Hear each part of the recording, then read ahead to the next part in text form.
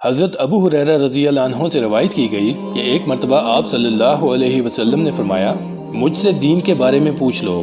صحابہ کرام آپ سے اتنے مرعوب ہوئے کہ سوال نہ کر سکے۔ تب ایک آدمی آیا اور آپ صلی اللہ علیہ وسلم کے دونوں گھٹنوں کے قریب بیٹھ گیا اور پھر کہنے لگا، اے اللہ کے رسول، اسلام کیا ہے؟ اس پر آپ نے فرمایا، تم اللہ تعالیٰ کے ساتھ کسی کو شریک نہ ٹھہراؤ، نماز کا اہتمام کرو، زکوٰۃ ادا کرو اور رمضان کے روزے رکھو۔ اس نے کہا، آپ نے سچ فرمایا۔ اور پھر پوچھا، اے اللہ کے رسول، ایمان کیا ہے؟ اس پر آپ نے فرمایا، یہ کہ تم اللہ، اس کے فرشتوں، اس کی کتاب، قیامت کے روز اس سے ملاقات اور رسولوں پر ایمان لاؤ، مرنے کے بعد اٹھنے پر ایمان لاؤ اور ہر امر کی تقدیر پر ایمان لاؤ۔ اس نے کہا، آپ نے درست فرمایا۔ اور پھر کہنے لگا، اے اللہ کے رسول، احسان کیا ہے؟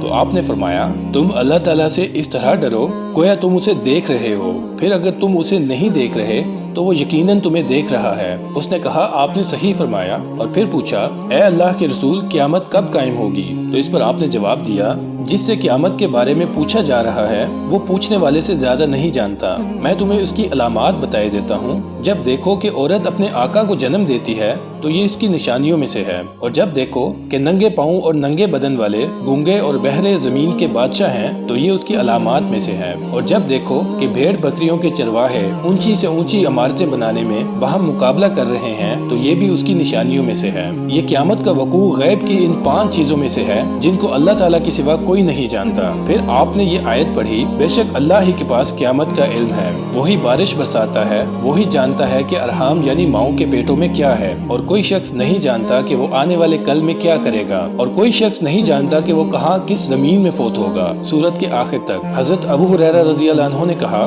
پھر وہ آدمی کھڑا ہوا اور چلا گیا۔ تو اس پر رسول اللہ صلی اللہ علیہ وسلم نے فرمایا، اسے میرے پاس واپس لاؤ۔ چنانچہ صحابہ اس کو تلاش کرنے کے لیے باہر نکلے اور کافی تلاش کرنے کے بعد جب وہ نہ ملا تو واپس آئے۔ تو اس پر آپ صلی اللہ علیہ وسلم نے فرمایا، یہ جبرائیل علیہ السلام تھے، انہوں نے چاہا کہ جو کچھ تم نہیں پوچھ رہے تو تم دین سیکھ لو، یعنی انہوں نے تمہاری طرف سے سوال کیا۔